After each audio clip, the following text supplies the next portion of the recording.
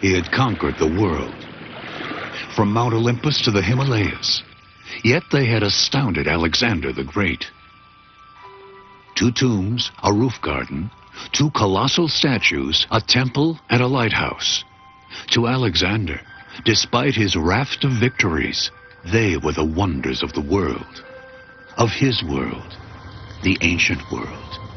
Without our technology, our tools, and in some cases even without use of the wheel, they succeeded in creating such masterful, daring works of art and architecture and engineering that centuries after all but one have perished, they still stagger the imagination. The gods of the Nile, the Fertile Crescent, Olympus, had graced that sparsely populated world with natural wonders of breathtaking beauty. Behold, you unworthy mortals, the wonders of this earth. Though frail and finite, the mortals answered with wonders of their own. These are ours. The work of our brains and our blistered hands. Our daring. Our creative fires.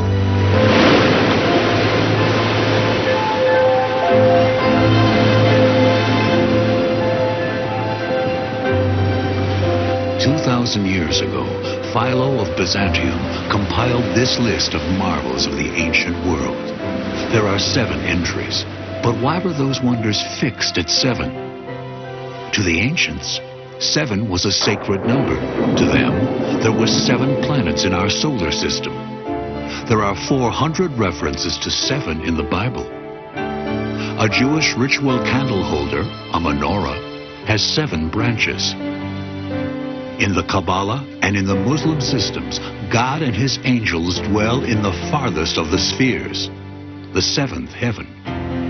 And the world held 7 wonders, 7 thrusts into the divine by the ancients, which became so mired in legend and frilled with fancy that until the last century, we weren't certain that all 7 had actually existed.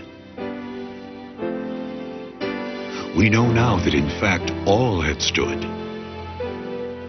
Egypt's Great Pyramid,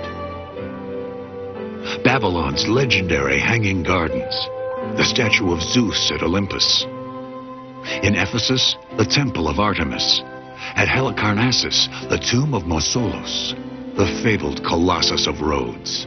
And at Alexandria, the world's most famous lighthouse. Discovering them anew is an odyssey that the great Alexander himself might have embarked upon. Of looking into the ravages of natural disasters and of man's vandalism. Of seeking in alluvial mud and the rubble of ruins the glories that had once towered overhead.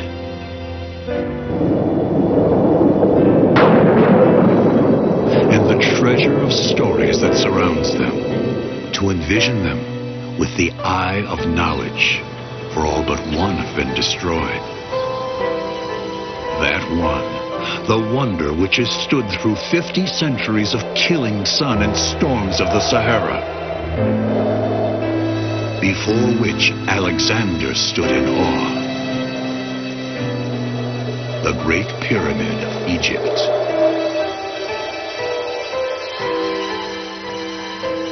In seeking this first wonder, one must venture to the southern rim of the Mediterranean world, to the pharaonic kingdom of Egypt, and brave a danger more terrifying than any which confronted Ulysses on his perilous odyssey. Cairo traffic and Cairo energy charging from this urban gateway to Egypt. Its myriad minarets bristling in the shadows of skyscrapers. A colossal market town where Africa, Asia, and Europe meet, talking, mingling, bargaining, jostling, hustling, and hawking.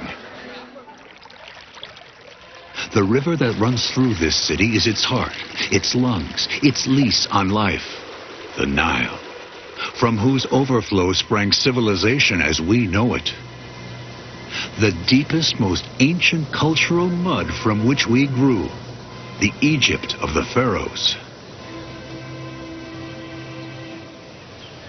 The seeker braves the desert, the torrid sun, the blasts of wind-whipped sand, and suddenly, on the horizon, they appear as distant mountain peaks.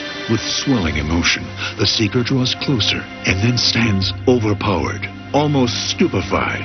The only remaining wonder of the ancient world stands in awe as the ancient Greek Herodotus stood in awe some 2,500 years ago, as Julius Caesar stood here in awe, as Napoleon stood in awe.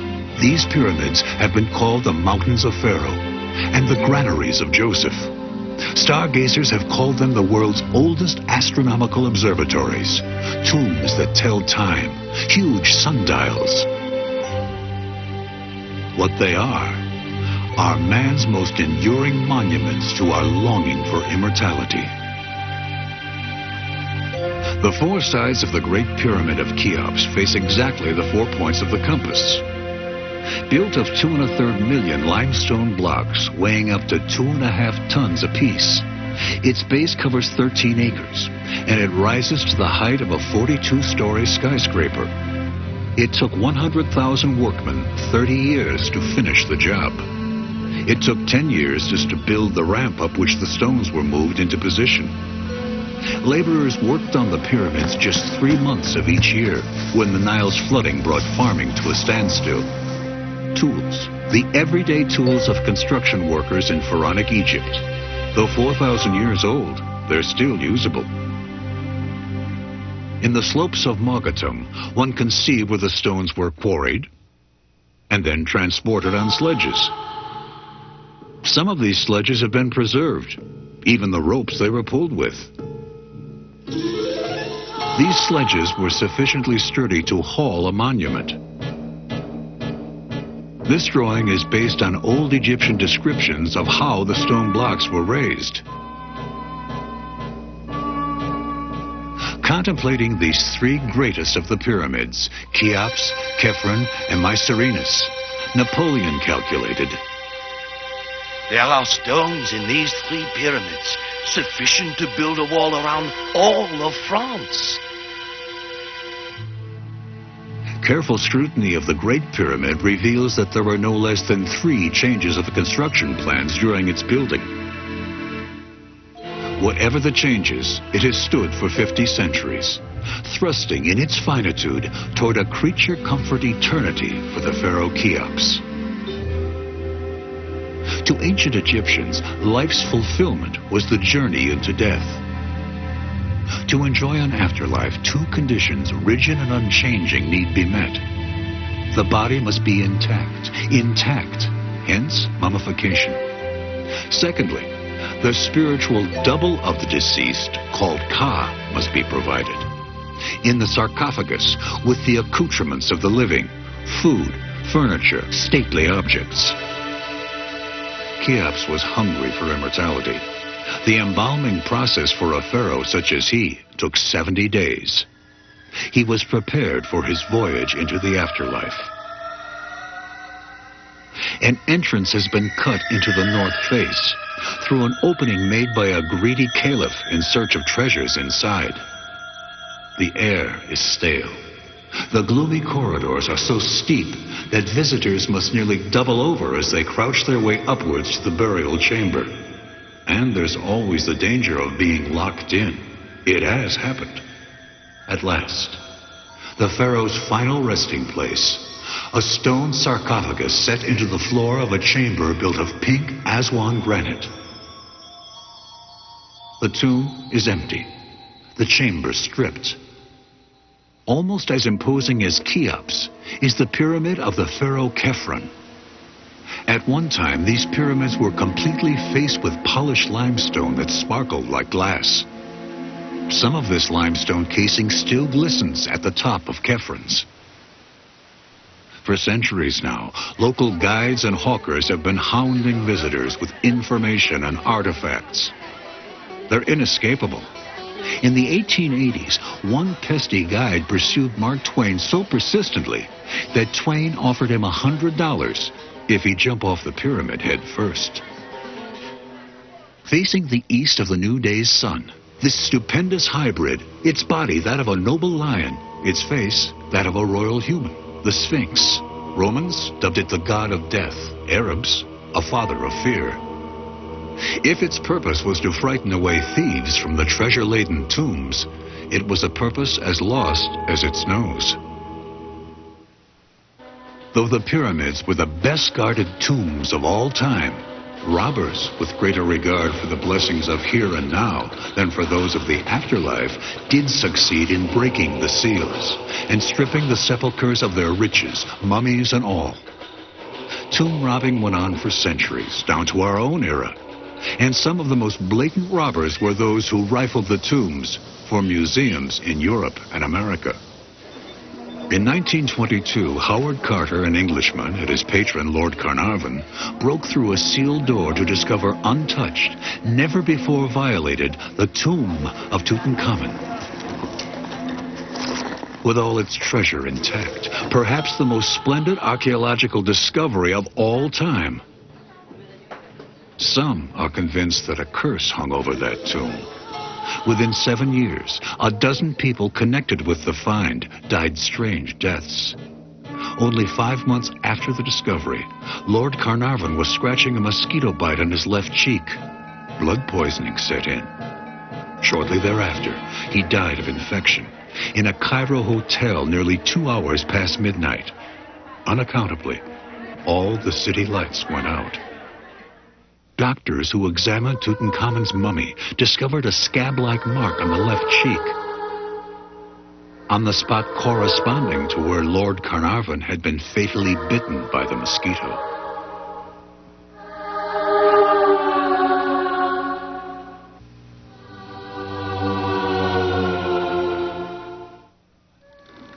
In gazing at the water-trapping devices in the blazing brick kilns of Iraq, we try to envision those legendary gardens as Alexander had seen them, in verdant bloom.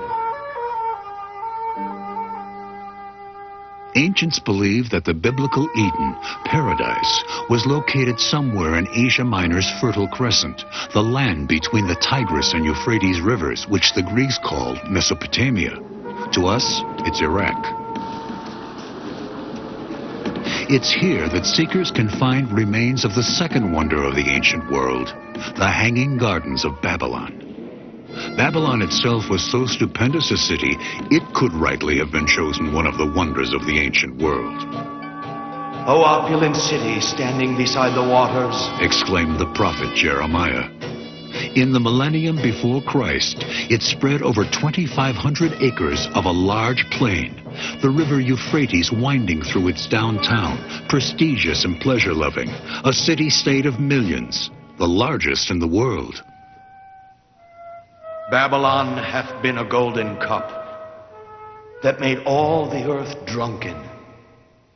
To partake fully of its splendor, one need parade down the processional way of Marduk and enter through this most magnificent of the city's 8 gates, dedicated to Ishtar, goddess of carnal love, as Nebuchadnezzar did, and King Darius, and Alexander the Great, to clashing cymbals and fanfares of trumpets. There was an ancient argument that this processional way should have been named Second Wonder of the World. For all its splendor, Babylon was a brick town. Iraqi brickmakers still turn out bricks as the ancients made them here almost 30 centuries ago. Bricks of clay and water, kneaded by hand. They're dried in long rows in the sun. Most of Babylon was built of such bricks, which, of course, have long since disintegrated into dust. But those structures built of bricks fired in kilns have endured down to our day. Mighty Babylon was built of bricks, billions of bricks, enough bricks to connect the earth to the moon, or to wrap the globe with them 15 times at its widest point. Here, civilization reaches back over 4,000 years. Sickles and knives, hoes and axes, fish hooks that seem as modern as today's. Letters written on clay tablets inserted in clay envelopes and franked with clay postage stamps. Here, kings and nobles wallowed in a worship of fleshpot gods, of whom their epic of creation sang, "The gods grow drunk with drinking, their bodies are joyful, they shout aloud, their hearts exult." Babylon's far-reaching fame permeated the ancient world like a heady perfume, her wanton luxury the envy of harsh and plainer peoples. The golden helmets of her swains, The golden bangles that grace the sweetly oiled limbs of her courtesans. It was in the throne room in the magnificent southern palace that Belshazzar's feast was held, a feast described by Daniel in the Bible as a riotous, profane banquet suddenly halted by the finger of God. and it was in Babylon that 3 young Jews, Shadrach, Meshach, and Abednego, were cast into the flames of a fiery furnace for being faithful to the God of Israel. Because of their faith, they were untouched by the raging fire. It is the land of King Sargon, who in biblical times deported the Israelites to Assyria. The land that saw the death of Alexander the Great.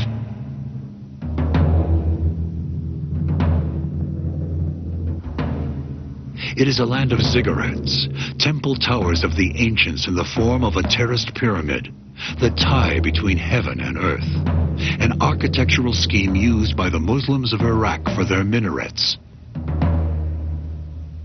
This is the site of the Tower of Babel, which was the ziggurat of Babylon. In this urban marvel, constructed almost entirely of bricks, one stunning creation was built on a stone foundation, on the summit of the citadel. The Hanging Gardens, a structure of tiers rising one above the other to the height of the city's battlements. The garden's walls, which held the amassed planting soil's great weight, were 22 feet thick. They ascended skyward in rising terraces. Lofty trees 50 feet high and 12 feet in circumference gave cool shade from the desert sun. Devices raised water from the river in great amounts for soaking the soil and refreshing the groves with moisture. The leafy crowns of the topmost trees caressed the vaulted blue of the sky. A distant spectator of these groves would suppose them to be growing on mountains. Some historians attribute this remarkable construction to Nebuchadnezzar, because his wife, who came from Media, longed for the scenery of her homeland. Another tradition insists that they were the pleasure gardens of the legendary Semiramis, a queen of Assyria. In our age, the very existence of the gardens was in doubt until the discovery by German archaeologist Robert Caldevet of the vaulted building and pumps by which water was scooped out of the Euphrates River. Water was the lifeline. Developers of the ancient world forced these pleasure gardens to bloom in the Mesopotamian desert, the way today's developers use Hoover Dam to foster the blooming of the Las Vegas pleasure palaces on the wastes of Nevada.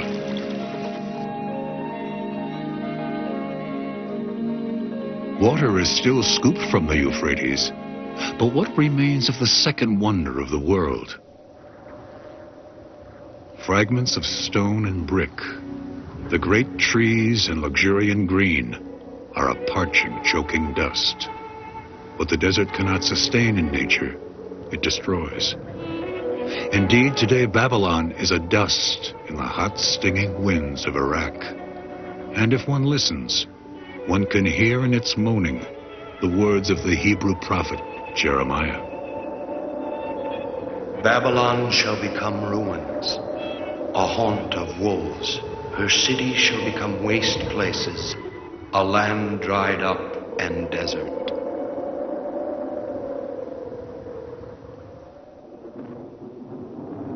Enthroned in his temple at Olympia, Zeus, king of the gods, glares down at us puny mortals. His voice is thunder, his eyes the fires of heaven. The Hellenic world, a quest for the third of the ancient wonders, draws the seeker to an old, old land crested by the shadowy mountains of Homer, still wild, and hedged by a welter of islands in their blue and violet seas. Greece. The seeker's Grecian gateway, Athens. For more than 1,000 years, the resounding heartbeat of Western culture, lying in a valley between two peaks, Mount Lycabettos, topped by the gleaming white chapel of St. George, and a rocky citadel called the Acropolis, the white marble temple of Athena, the Parthenon, even in ruins of unparalleled beauty and form. Only a stone's throw from here, Paul the Apostle preached the new religion of an unknown God. The modern capital is partly on and partly off the site of ancient Athens. Yet tramping over these hills, one breathes the air that sustained Pericles and Sophocles. Noisy, strenuous, energetic, that's the Athens of today. In these respects, it resembles ancient Athens, whose citizens were a scrappy lot, whether haggling over a bargain or arguing a subtle point of philosophy. But one point upon which those ancient Greeks agreed: the sacredness of Olympia. Here stood the shrine of Zeus, king of the pagan gods. And it was here, with a long tradition of athletic contests, particularly chariot racing, that the Olympic Games began.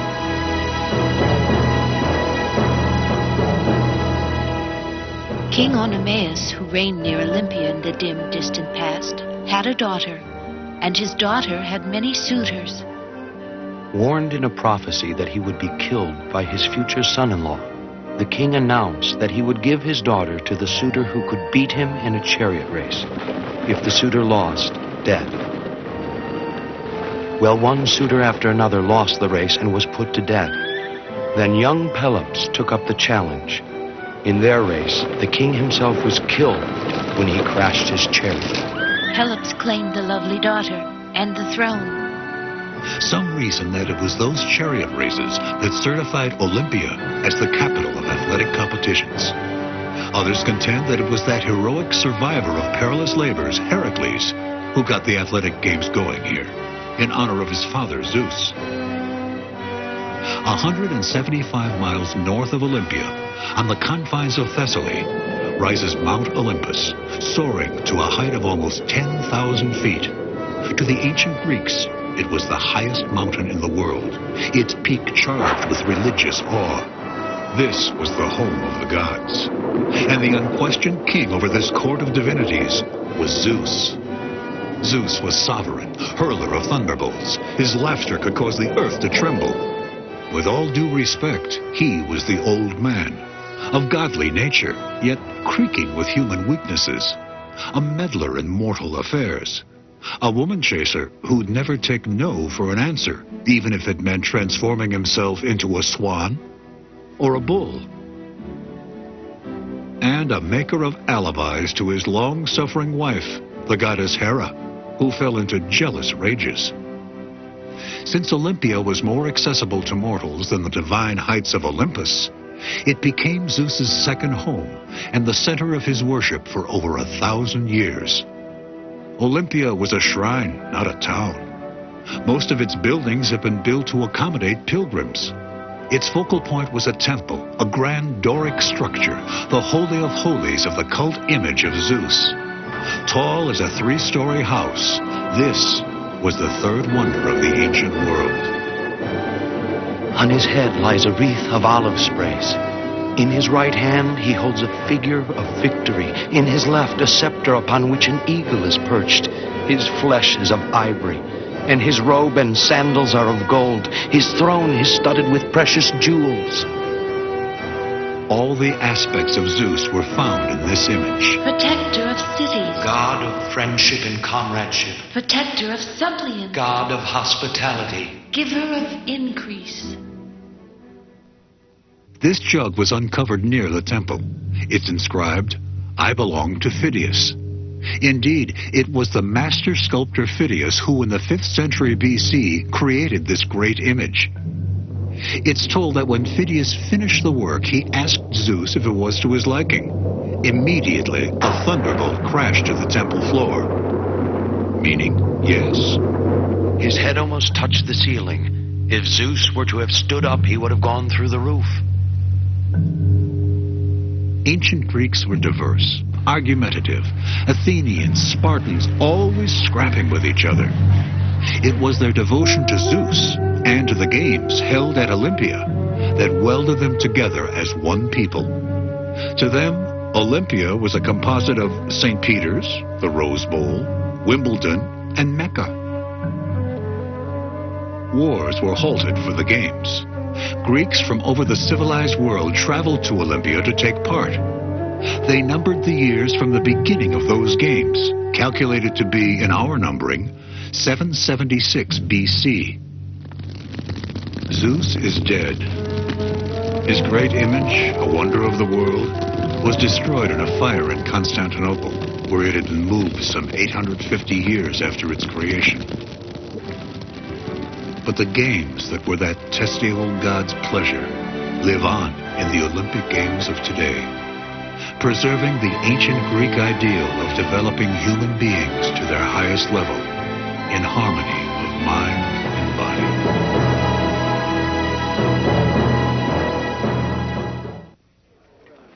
Historians of ancient Greece and Rome who determined which of the man-made marvels were chosen as the seven wonders of the world knew nothing of the Great Wall of ancient Chumquo, which we call China, or the cave paintings at Ajanta in Bharat, now known as India, or they might have increased the number to accommodate wonders of the ancient Orient.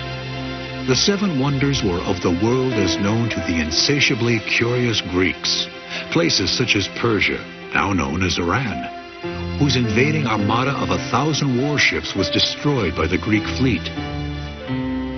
Zeus of Olympia and the remaining four wonders were all outcroppings of the Hellenic world. Babylon of the Hanging Gardens and the Egypt which saw the building of the pyramids were to the ancient Greeks, as to us, dead civilizations, whose cultures, along with those of the Medes and Persians, were barbarous, or so thought the Greeks. Why this smugness, this haughtiness on the part of these noisy people? Because Greeks were free to make their laws, to run their own affairs. To them, the state existed for its citizens. In all other cultures that they knew of, the citizen existed for the state. He was the toy of tyrants. The democratizing influence of the city-states of the Greek mainland and her Aegean Isles flowed to the Asian coast. And here sprang cities, Greek cities. The seeker may glimpse these urban ruins in the quest for the fourth wonder of the ancient world.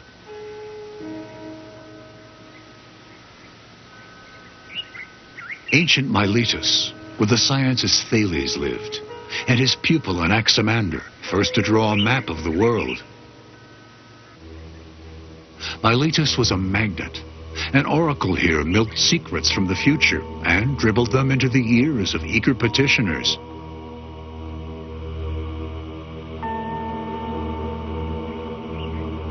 Even Croesus, richest king of the ancient world, came begging to this oracle.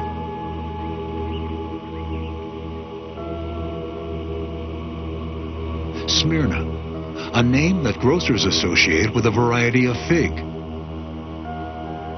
Smyrna, one of the oldest cities in Asia Minor, lies in modern Turkey and is now called Izmir.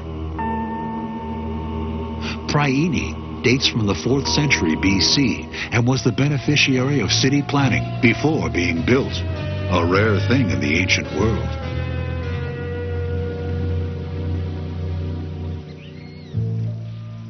For the Greeks, a town was more than public buildings and private dwellings. It was a polis, meaning a community of citizens. Citizens who voted, who worshipped. Great is Artemis of the Ephesians. For centuries they thronged here, multitudes from over the Greco-Roman world. At last our eyes rest upon her temple, the nurturing Artemis of Ephesus. In time, the seeker questing for the fourth wonder will arrive at the small Turkish town of Seljuk, and a landscape of which Homer wrote. Swans with long necks are flying left and right, boasting with white wings. 3,000 years ago, the splendid city of Ephesus stood here, prosperous and powerful. This was the sacred earth of the goddess Artemis, the Diana of the Ephesians, and the site of her great temple. There was nothing here, just a vast denuded plain, when in 1863 British archaeologist John T. Wood began digging for evidence of the temple. After a year's work, he uncovered the Upper Agora, one of the main squares of the town. It went back to the 2nd century BC, but Ephesus was 1,000 years older.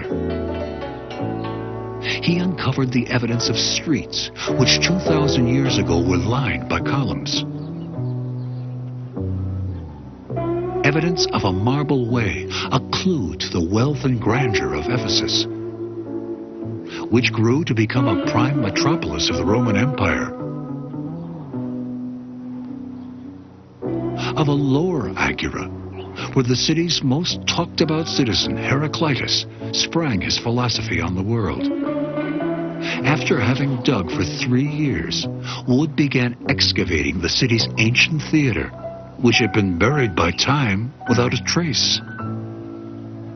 It is you, O king, you who brings a plague upon the children of Cadmus. It could hold 30,000 spectators. 6 months later, he uncovered writings on columns. In his eagerness, he forged ahead breathlessly, almost blindly. After spending precious time in misreading clues and wrong-way digging, he was at last tremblingly approaching his goal. The great excitement I felt when making the discovery. I was seized by a high fever, yet I paid no attention to it. I would not stop working. On the last day of 1869, after having searched for 7 years, John T. Wood discovered in the alluvial mud the remains of the great Temple of Artemis of Ephesus, the fourth wonder of the ancient world. An Egyptian temple was the house of a god, but a Greek temple was the house of the soul. This vast, gleaming marble building, its columns 60 feet high, slender and beautifully fluid, resembling the folds of a woman's gown, and the volutes of the Ionic capital suggesting locks of a woman's hair. At the base of this column is the sculpture of the god Hermes. An inscription says that it was a gift to the temple by King Croesus. Of this temple, Philo of Byzantium wrote 2,000 years ago, He who has laid eyes on it once will be convinced that the world of the immortal gods has moved from heaven to earth. Artemis was complex. A moon goddess of the Amazons, her worship went back to the sacrificial rituals of primitive man. She was the great she-bear, Ursa Major, ruler of the stars. In European Greece, and later in Rome, where she was called Diana, meaning the goddess Anna, Artemis was known as the twin sister of Apollo, vigorous but virginal, a lover of the chase but chaste, a kind of divine tomboy who gave herself only to the pleasures of hunting. One day Actaeon, a young huntsman, came upon Artemis bathing in a fountain. He watched, stunned by her beauty. Once aware of him, the goddess was enraged. A mortal had gazed upon her nakedness. She transformed this peeping Tom into a deer and set his own pack of hunting dogs on him. The hounds tore Actaeon to pieces.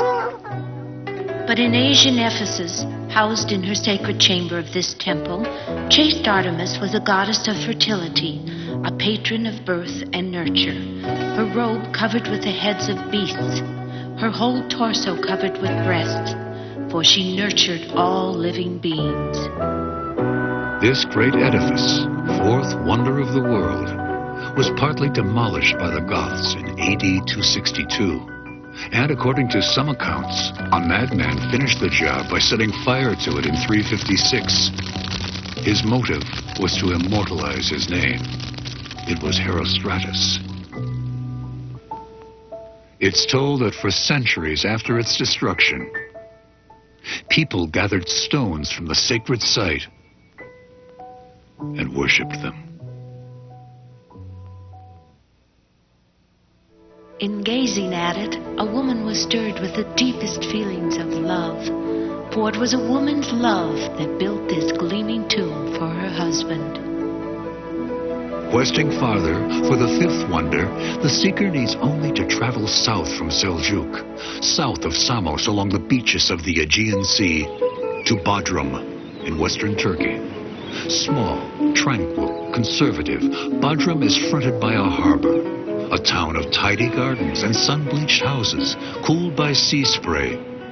There's little here to make a traveler scramble for his camera, other than this castle. Over centuries, Europe's crusades had created orders of knights who protected pilgrims on the dangerous routes to the Holy Land. To this end, the Knights of St. John took over Bodrum and refortified this old stronghold, naming it after the Apostle Peter.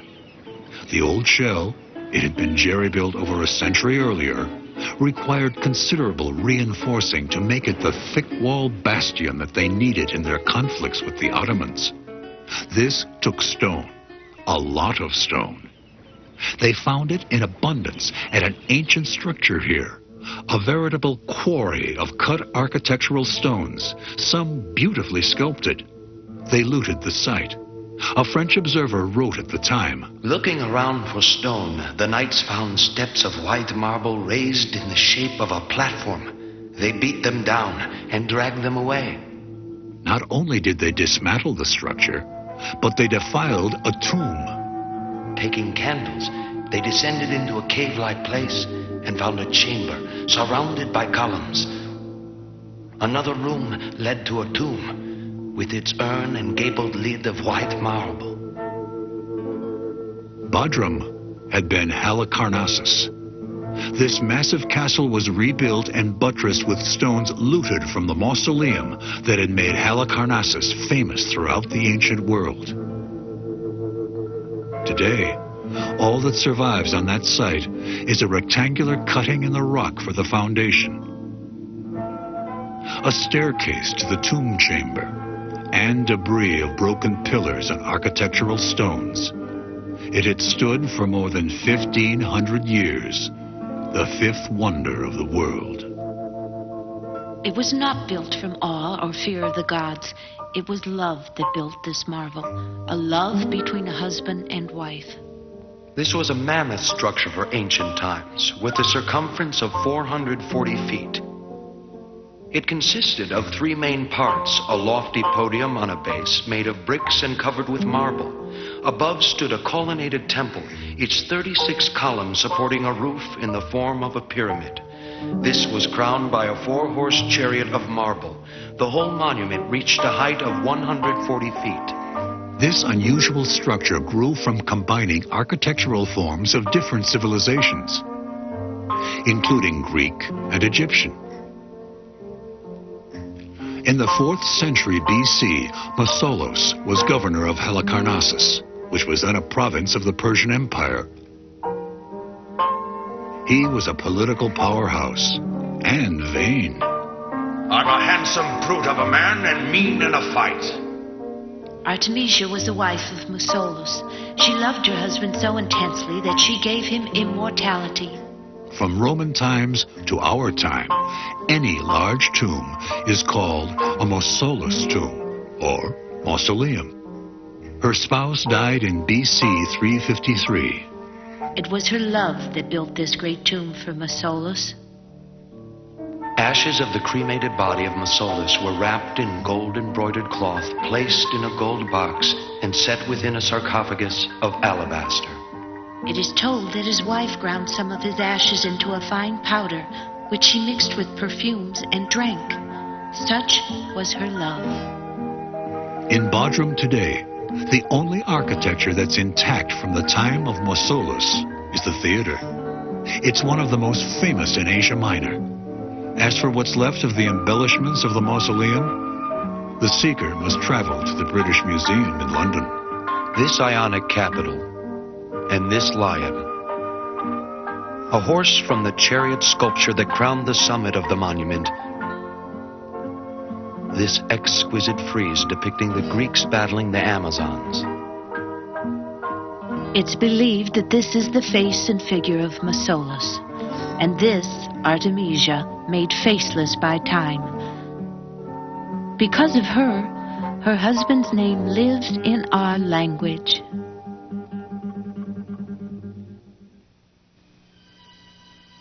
As we drew closer, it emerged through the mist rising from the sea, God and guardian of the isle. In pursuing the sixth wonder, the seeker again might sail from Bodrum's harbor in western Turkey to the Greek island of Rhodes on the edge of the Aegean Sea. Rhodes is an island of the sun. There's a legend that once this island slept as a beautiful maiden in the darkness of the sea's depths. It was the sun god, Helios, who raised her to the surface. He found her so beautiful and wanted her so deeply that Zeus gave her to him. And to this day, the island of Rhodes rests in the embrace of the sun god.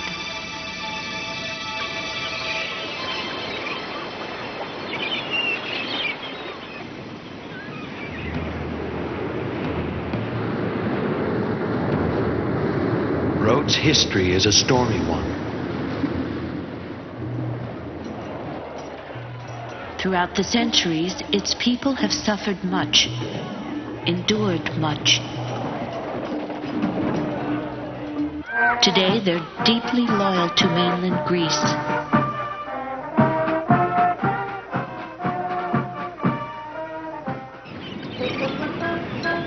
As with so many Greek islanders, their lives are in balance with the ebb and flow of the sea.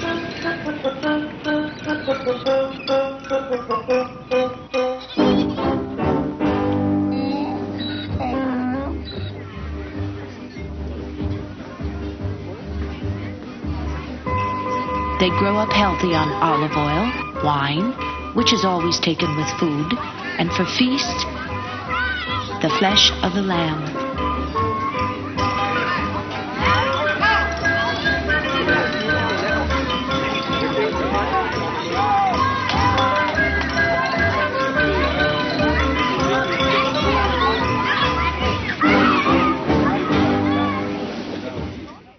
When you look about, really look about, there's a dawning.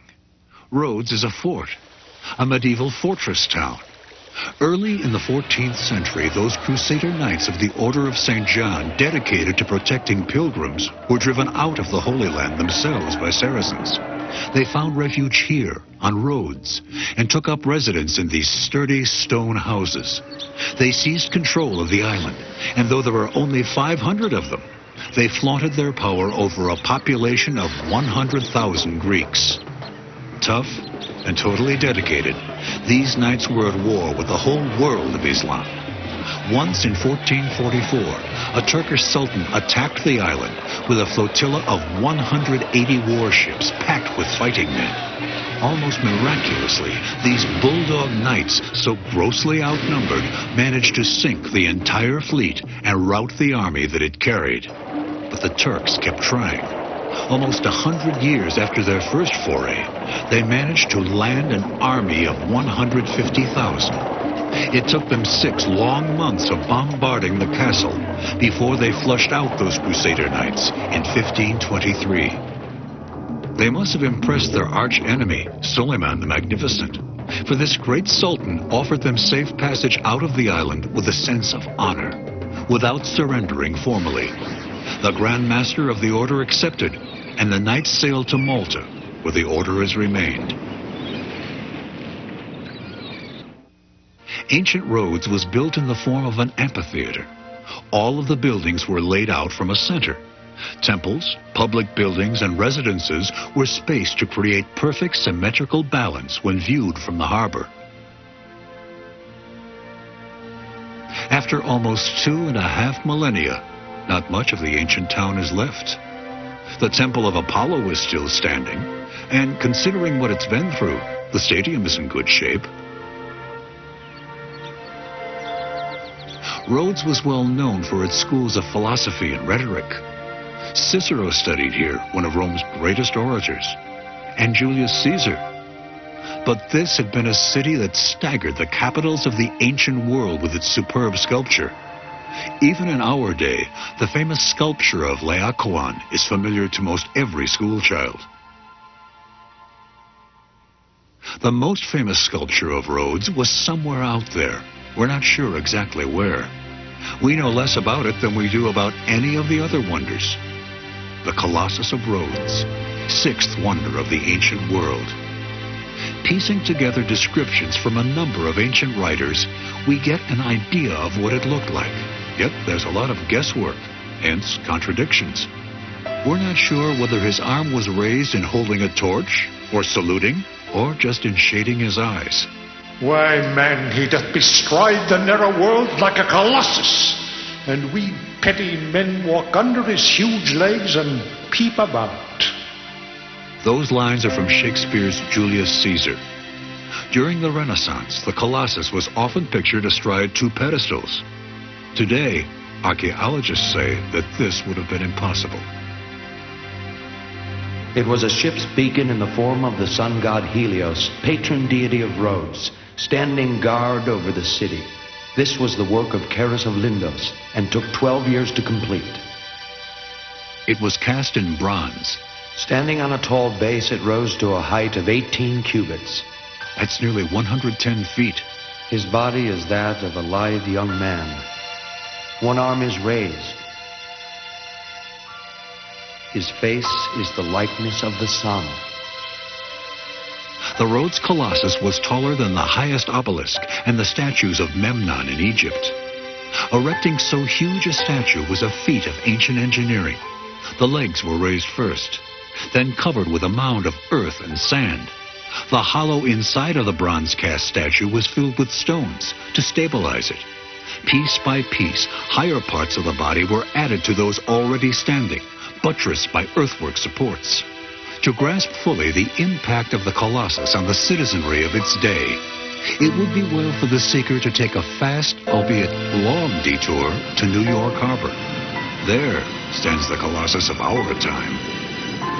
She stands proudly, magnificently, her torch raised high, lighting the way for all who come to her shores.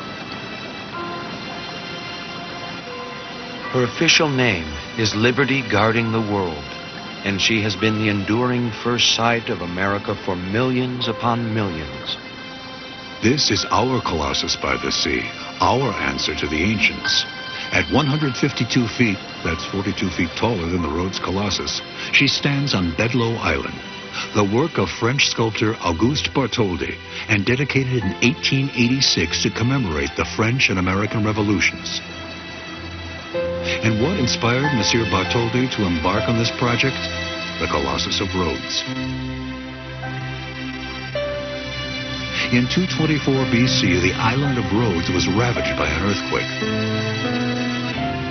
The Colossus cracked at the knees and toppled as massive fragments. It had stood for only a quarter of a century, yet the ancient Roman writer Pliny reported, Even lying on the ground, it was still a wonder of the world.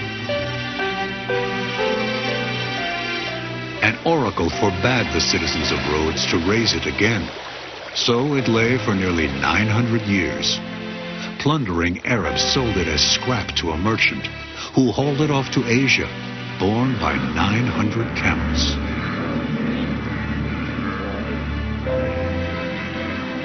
The Colossus of Rhodes has added one much-used word to our everyday speech: colossal. 7. Yes, 7. 7 virtues and 7 sins, and the cast of the dice. The number that impels the seeker to retrace his steps, or his course, to where the quest began, Egypt.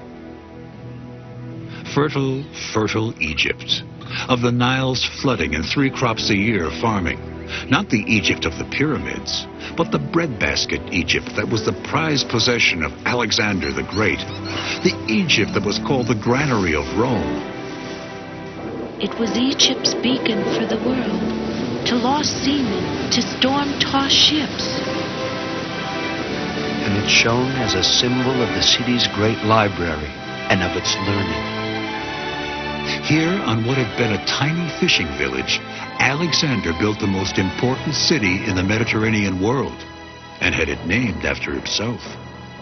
It's the nation's second largest city, with a reputation for the best food in Egypt. Though charged with vitality, it's different from Cairo. It was here that Alexander was entombed, and here that Cleopatra committed suicide. It's a city haunted by its past. This was Alexander's capital, a Greek capital. And after the Greeks and Macedonians, Romans ruled. You can see the different strains in the faces here. Greek, Roman. It boasts 2 sheltered harbors, on the east and on the west. But the coastline has eroded. And since Alexander's time, a lot of the city has disappeared beneath the waves. The most stupendous disappearing act is that of an island called Pharos that we most want to see, because of the marble that stood on it. Today, we can no longer see the island, or the ruins of the ancient port that long ago had silted up. Today, we see only an enclosing spit of sand. The area is ever changing. Sand is swept in with the rising tides. Over centuries, nature buries what it builds, and the sea claims all. This old map shows the city limits to be more extensive than today's. Much of the seaside real estate here is eroded. This view is exactly the same as charted on that old map. The island of Pharos should be in front of us. Instead, our eyes rest on the fortified naval base built by Sultan Keet Bey. The island of Pharos was a sturdy limestone outcrop in a sludge of sand and mud washed in by the Nile. In the reign of Ptolemy I, Alexander the Great's boyhood friend, construction of a lighthouse began on Pharos. Sostratus, they say, was the architect. It became the 7th wonder of the world. Built in 3 tiers of marble, it reached a height of 460 feet, the tallest building of ancient times. Though the structure was dedicated to Zeus, its purpose was to make light for ships. It functioned as a lighthouse until AD 641, some 900 years. Fuel was hauled up to a domed shelter where huge fires were kept burning day and night. The blaze of light they engendered was reflected out to sea by highly polished mirrors of burnished bronze from the lantern story. Light from the tower was a beacon to ships as far as 35 miles away. This was indeed a wonder.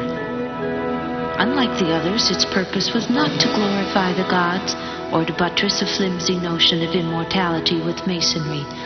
This wonder was a welcoming beacon to ordinary men, sailors and their skippers, the shipwrecked, and those lost at sea. To them, this lighthouse was simply Pharos, after the island. Pharos, there she be!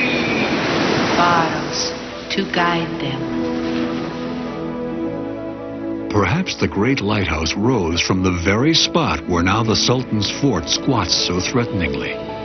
But the fort is built of limestone blocks, and the lighthouse, say the records, was built of marble. Marble would be the only sound evidence that it was here. A 460-foot lighthouse would have to have been built of a reflective stone like marble to cast its light 35 miles out to sea. It's told that in the 14th century, the lighthouse toppled after several earthquakes. In the walls of the fortress, we discover marble as windowsills, as decoration in the masonry.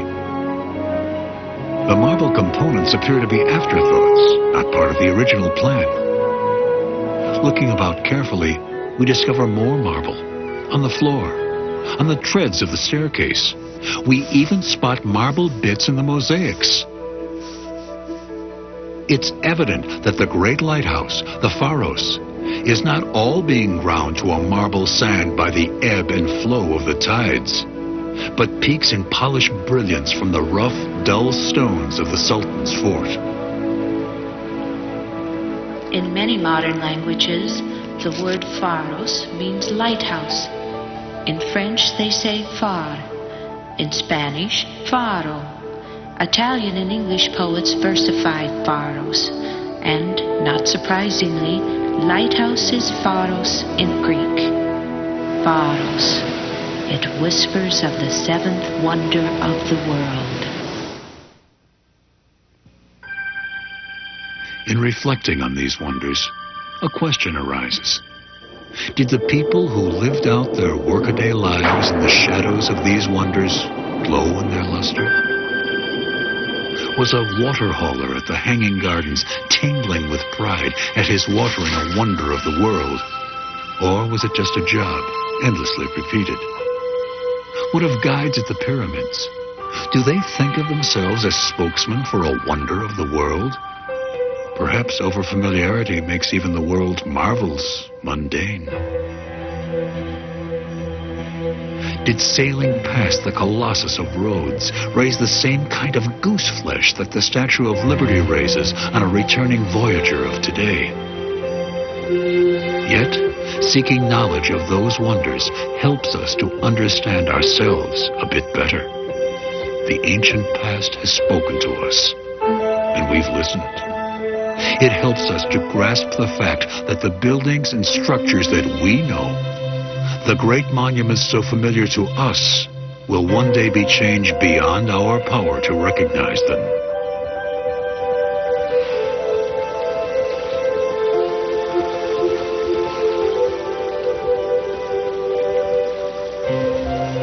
Our earth is beautiful. It abounds in wonders, 700 times the 7 that we've thought. Nature's wonders. And wonders created by human beings. Always seeking.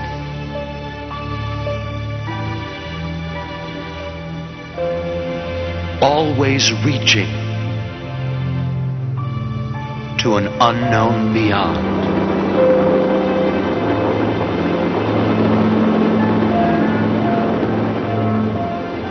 From these wonders, the seeker will gain a new vision of the world.